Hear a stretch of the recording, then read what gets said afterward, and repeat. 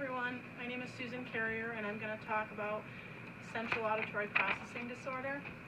My daughter was born with central auditory processing disorder, but it's something you can't get diagnosed with until later on.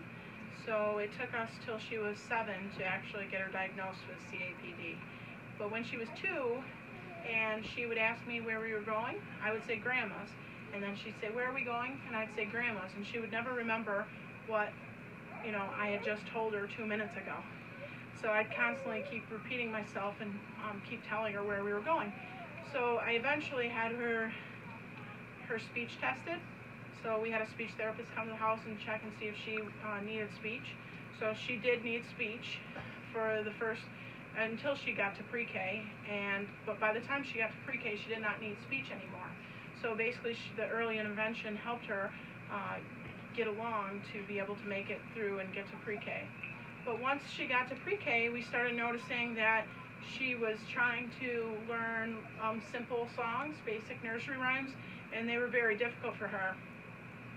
So basically, the nursery rhymes, we'd see her looking at other kids.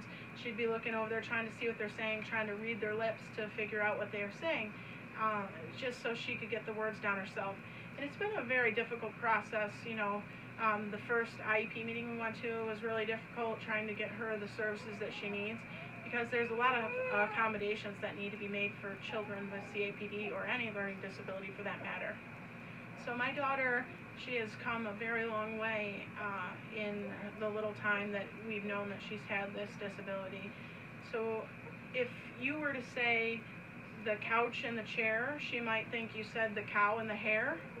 So all these little things get twisted around and the brain just doesn't work properly. It gets things kind of mixed matched in her brain. So it's really difficult for her to learn anything. Math, reading, writing, anything that requires the auditory processing is very difficult. But when we learned that she was able to read lips, it came along a little bit more naturally for her.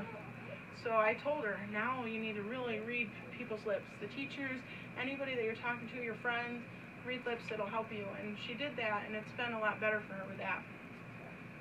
She was in a special ed classroom for a year, and that when we were in Angola, it was a lot better. It was a bigger school, and they had a lot more accommodations. And then when we came back to this area, it was really difficult because all of the kids were naughty, more behavioral, rather than just disabilities. So auditory processing has really affected our lives. So I'm going to take a second to read this definition. Auditory processing disorder, formerly called central auditory processing disorder, is really an umbrella term that describes various subtypes of disordered auditory processing, a child or an adult. A person with disordered processing has normal or near normal hearing as measured as hearing tests, but does not seem to hear well or understand what is heard. Hearing and understanding may be inconsistent. Processing of sound and disordered in the pathways from the auditory hearing nerve through the brainstem and higher auditory pathways in the brain. So basically, she's just not hearing everything that you're saying. So she needs repeated directions and clarified directions. And when she's in the classroom, she has to sit closer, have preferential seating close to the teacher so she can hear better, and also just to make it easier for her to learn. So ways you can tell that your child might have auditory processing disorder is if you have to repeat yourself a lot. So like I was telling you about her grandma, she wanted to know where we were going. And I said, we're going to grandma's. Where are we going? Grandma's. Where are we going? Grandma's. So all of this repetitive nature, that's one thing you can look for to see if your child has CAPD.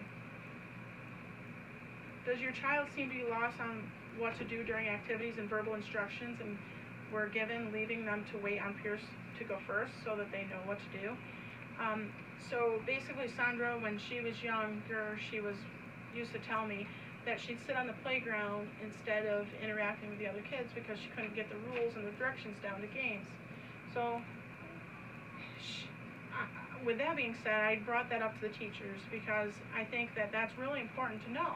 Because if you're just going to sit back and and watch instead of get involved, I think that's, that's not no way to live. I think that now that she's more of an advocate for herself and she can say what she needs and make her needs known, it helps her a lot more now that she's getting older.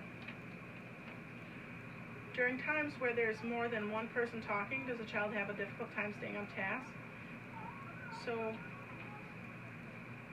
the reason why it's difficult to stay on task is sometimes you have a hyper sensitive hearing. So with Sandra, when she was in the lunchroom, it'd be really super loud, and she would complain about the cafeteria being so loud that she couldn't concentrate, and that everybody was, being just extremely loud, and her ears hurt. She couldn't function.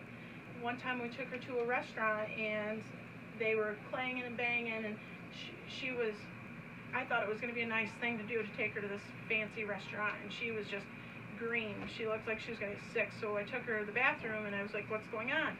And she said it's too loud in there. And I was just really surprised that something so little could affect her. The same with like fireworks. Auditory processing is really horrible for a child with CAPD, because it just hurts your ears. It's really noisy. It wasn't the beautiful fireworks that she didn't like, it was just the noise. So do you think that if you think that your child might be withdrawing, what teachers would call non-compliance or have sudden outbursts? Well, Sandra never had outbursts, but she did have the non-complying part. Sometimes they thought she was just not paying attention or didn't want to learn, but I was like, absolutely not. She does want to learn, and she really wants to do her best all the time. So while watching TV, do they turn up the volume constantly when there's any noise in the room, leaving others to complain?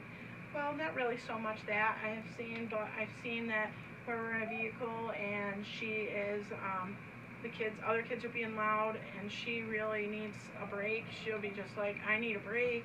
They're being too noisy. So I just try to be sensitive to those needs. So we really haven't gone to a lot of fireworks over the years because of that reason.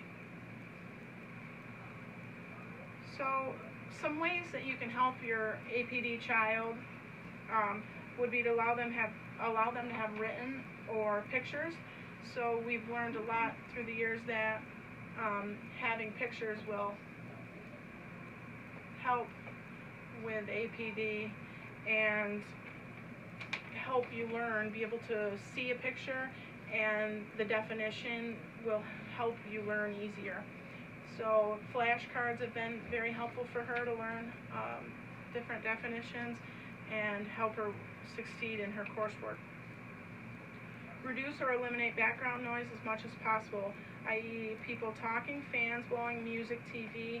They're all things that may be hard for somebody with APD. So I know that in the past I read that a person with APD could actually hear a pin drop on the other side of the room. Their hearing is so sensitive that they could hear a pin drop, they hear the noisy fan or the noisy air conditioner in the background instead of being able to pay attention to what the teacher says.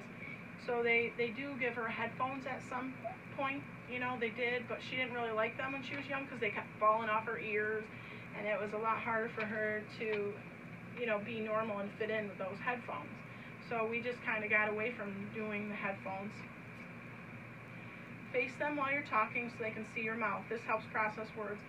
Sometimes I would yell at Sandra, and she would be like, she had no idea what I was saying until she was right in front of my face.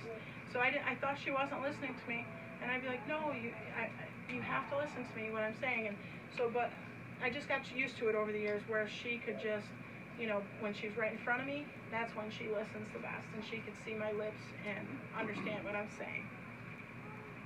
Rethink group activities where there's lots of different people talking in separate groups. So basically, Sandra always usually isolates herself if we have a big party. If any of you guys haven't noticed that, she does. She tries to isolate herself, go just be in her own room. It's not that she doesn't like the people, it's more that she just wants to have the quiet.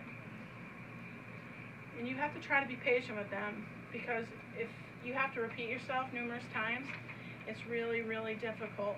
you know, for them to understand you. So you have to understand them and know that you have to repeat yourself sometimes. So does anybody have any questions? Thank you.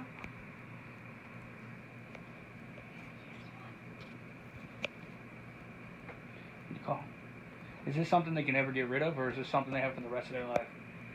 This is usually something some people might grow out of it. I know that for a fact, but I also know that some adults have had it throughout their life and they still have it in college, and they end up getting a one-on-one aid at college. So that's where I'm looking right now, because she is 13. I would like her to go forward and be able to go to college and be successful with that.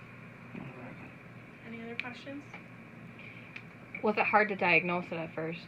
Did they misdiagnose her with like ADHD and different types of disorders? Yes, at first they thought she had ADHD, that she just wasn't paying attention. Like they thought she was playing with her shoe and that she had issues paying attention. And I was just like, no, she really doesn't. She really wants to learn. It's just something different. It's difficult. And it took an audiologist to diagnose her with CAPD. And we've had 2 tests done for that. And I had to pay like $500 out of pocket for that. I've heard that a lot of times that is misdiagnosed with autism. Did you ever come across that problem? Either Asperger's or autism? I did not ever have anybody say autism, but I've often thought maybe it could be, maybe something on the spectrum, but I just have worked with what we have to try to make do with what we can do. Anybody else? All right, thank you guys.